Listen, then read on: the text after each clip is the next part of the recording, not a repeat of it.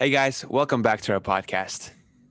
Hi, guys, this is Ricky, and today Dan is going to be talking about how he deals with nerves on the competition when it comes to terms of nervousness that a lot of dancers may face. So, first, I would like to start out by saying different people become nervous for different reasons, but I think nervousness starts from not preparing for the competition correctly.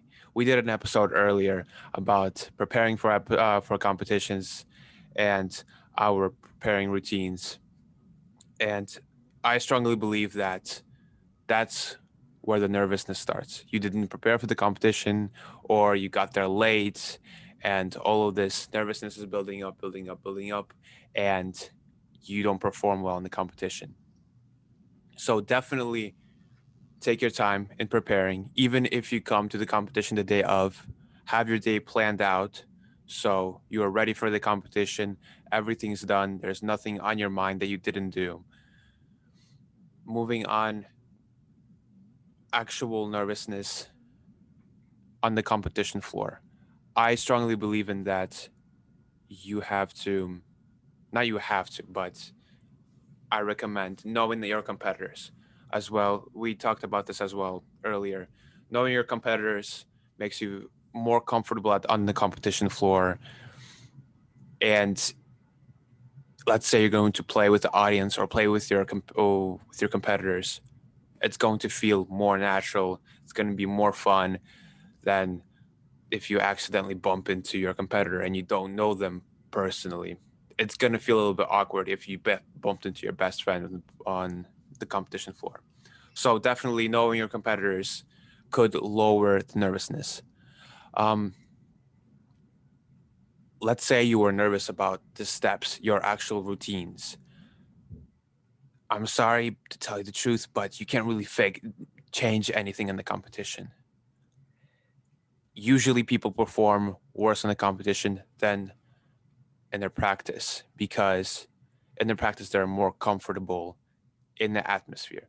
Some people do perform better at a competition because they feed off of the atmosphere, they feed off of the people watching them, and they feel even more comfortable than they feel at a practice session.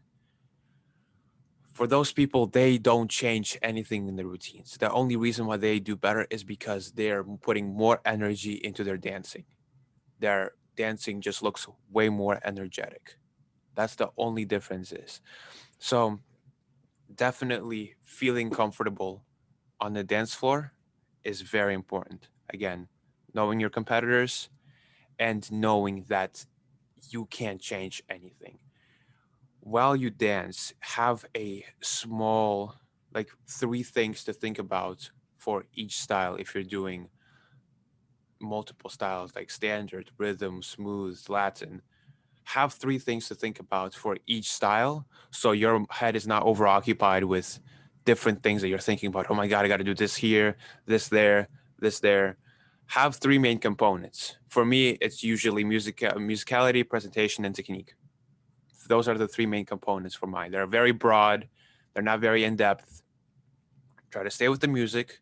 If the music, try to have, let's say, your mood sync with the music. Let's say if it's a sad rumba, have your rumba sad, or if it's a fun rumba, have your rumba fun. If foxtrot is very, I like to compare foxtrot to Sinatra. He has this interesting, um, interesting emotions when he's singing um, his songs, and I love to compare foxtrot to Sinatra because I'm going a little off topic here, but no worries. Because Sinatra has this slight delay when he sings, just like Foxtrot does. So I like to think about that, which weirdly calms me down. But again, Foxtrot is my favorite dance, so I just let myself go, which is another thing you could do. Let yourself go. If you're comfortable with your steps, just dance them. Dance for fun. Do not dance to compete. In my head, I never dance to compete because if I dance to compete, I'm gonna start worrying about other dancers on the floor who I think are better than me, and I'm trying to compete against them, which will bring my nervousness up. Definitely dance for fun, for yourself. Okay, don't dance for someone else. If okay, that's a different topic. Dancing for someone else, we won't touch on that right now, but dancing for fun is very important because you are more relaxed that way. Um, let's see. That's pretty much it. Just thinking, just having your mind not occupied the least as possible. Just the most important things. Just think about the most important things.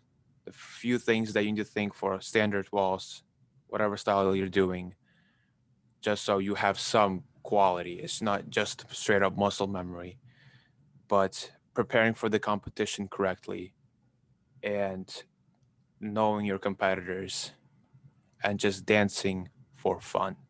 Those are the top main things that I think about. Again, super simple, super straightforward, not to think about a lot about anything. So, yeah, that is pretty much it. Episode's very short, but I hope you guys can take the main components that and apply them to yourself. So, yeah, this is pretty much it for All today. right, guys. That is Dan's take on how he deals with nerves at the competition. If you listen to the previous episode where I shared how I deal with my nerves at the competition, you can see that we actually covered a pretty wide range of different types of nerves. So, what I was talking about on my episode was a little bit different in how I deal with it, what I would suggest you guys to try. And Dan was talking about a few completely other different topics that have to do with nervousness that I think can really help tons of dancers. So definitely go listen to both podcasts, see which ones you like, what you agree with. Definitely share in the comments below. How do you deal with your nervousness? What type of nervousness do you struggle with if you do struggle with it? And we would just love to keep sharing all different types of information and experiences on our podcast for you guys to listen to. I hope you guys really enjoyed this episode. Thank you for listening and see you next time, guys. Goodbye. Bye, guys.